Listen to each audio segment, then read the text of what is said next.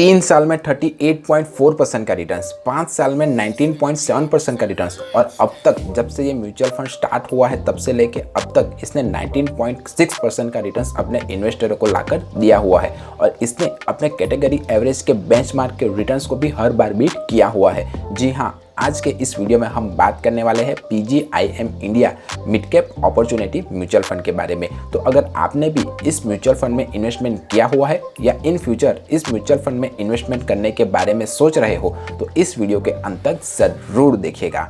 अब हम सबसे पहले इस म्यूचुअल फंड के फंड ऑब्जेक्टिव के बारे में जान लेते हैं। तो ये एक मिड कैप कैटेगरी का म्यूचुअल फंड है। अब जिसे नहीं पता कि मिड कैप कैटेगरी का म्यूचुअल फंड किसे कहते हैं तो अकॉर्डिंग टू सेबी ये म्यूचुअल फंड इन्वेस्टरों के पैसे को शेयर मार्केट की 101 से लेकर 250 के बीच की जो भी कंपनियां होगी उसमें ही इन्वेस्टरों के पैसे को निवेश करेगा।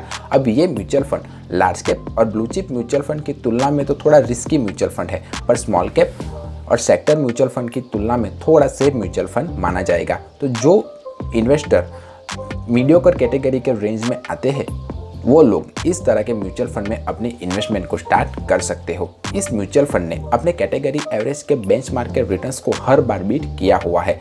तो जो म्यूचुअल फंड मेरे हिसाब से अपने कैटेगरी एवरेज के बेंचमार्क के रिटर्न्स को बीट करता है वो मेरे हिसाब से तो एक अच्छा म्यूचुअल फंड माना जाएगा। इस म्यूचुअल फंड का एक्सपांस रेशियो 0.38% है। अब जिसे नहीं पता कि एक्सपांस रेशियो किसे कहते हैं तो जो एसेट मैनेजमेंट कंपनियां होती है वो हमारे पैसे को मैनेज करने के लिए हम ही से कुछ फीस चार्ज करती है और उसी फीस को वो एक्सपांस रेशियो के तौर पर हमें बताती है। तो जितना ज़्यादा एक्सपांस रेशियो होगा उतना ही कम प्रॉफिट होगा। तो जब कभी भी आप किसी भी म्यूचुअल फंड को चुने तब एक्सपांस रेशियो के क्राइटेरिया को ज़रूर ध्यान रखें। इसका एग्जिट लोड 0.5% है। अगर आपने एक सर्टेन टाइम ऑफ पीरियड से पहले अपने निवेश के पैसे को अगर निकाल लिया या विड्रॉल कर लिया तब आपको 0.5% का एग्जिट लोड चार्ज देना पड़ेगा। इसका AUM 7,257 करोड़ रुपीस के आसपास है और ये mutual fund benchmark Nifty mid cap 150 को फॉलो करता है। अगर आप भी इस म्यूचुअल फंड में अपने इन्वेस्टमेंट को स्टार्ट करना चाहते हो तो मिनिमम SIP 1,000 रुपीज़ और लमसम अमाउंट 5,000 से स्टार्ट कर सकते हो। इस म्यूचुअल फंड ने इक्विटी में 96.26% यानी कि शेयर मार्केट में 96.26% पैसा इन्वेस्टरों का लगाया हुआ है। तो शेयर मार्केट के उतार चढ़ाव का तो सीधा असर इस म्यूचुअल फंड पर देखने को मिल सकता है। पर साथ ही साथ इसने डेप्ट में 3.87% का इन्वेस्टमेंट भी किया हुआ है। डेप्ट यानी कि government securities, treasuries bill, money market जैसे गवर्नमेंट इंस्ट्रूमेंट में भी इसने इन्वेस्टरों के पैसे को निवेश किया हुआ है। यानी बैकहैंड साइड में इसने थोड़ा बहुत प्रोटेक्शन इन्वेस्टरों को देने की कोशिश तो की हुई है। एलोकेशन बाय मार्केट कैप देखें तो इसने लार्ज कैप में 10.94%, मिड कैप में 70.28% और स्मॉल कैप में 15.04% इन्वेस्टरों के पैसे को निवेश किया हुआ है। टॉप होल्डिंग कंपनियां देखें तो इसने TVS motor corporate limited, ICICI bank limited, India hotel co dot limited और ABS इंडिया लिमिटेड में इन्वेस्टरों के पैसे को निवेश किया हुआ है। एलोकेशन बाय सेक्टर देखें तो इसने financial, capital and goods, service and automobile sector में इन्वेस्टरों के पैसे को निवेश किया हुआ है।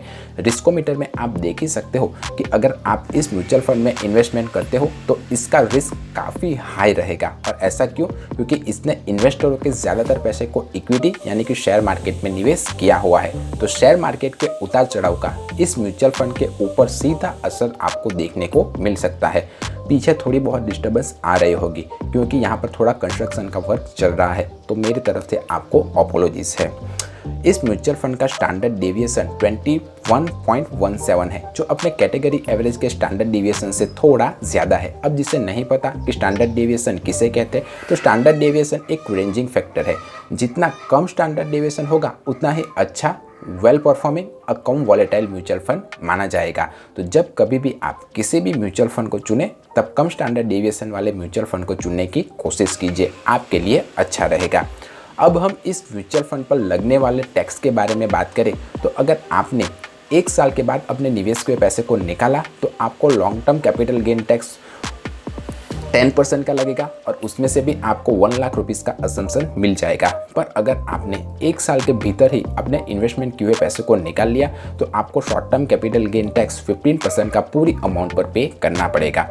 आशा करता हूँ कि आपको मेरा वीडियो पसंद आया होगा। वीडियो पसंद आया है तो वीडियो को लाइक कीजिए और हाँ, अगर आपने भी इस म्यूचुअल फंड में इन्वेस्टमेंट किया हुआ है तो मुझे कमेंट करके बताइए कि ये म्यूचुअल फंड कैसा रिटर्न्स लाकर आपको दे रहा है। फाइनेंस, म्यूचुअल फंड या शेयर मार्केट से रिलेटेड कोई और क्वेश्चन या क्वेरी हो हो तब भी आप मुझे कमेंट करके पूछ सकते हो, या तो फिर आप 1 to 1 मुझसे डायरेक्टली बात करना चाहते हो तब भी आप ईमेल के थ्रू या पर्सनली मुझे कॉल कर सकते हो। मिलते हैं अगले वीडियो में, तब तक के लिए बाय बाय।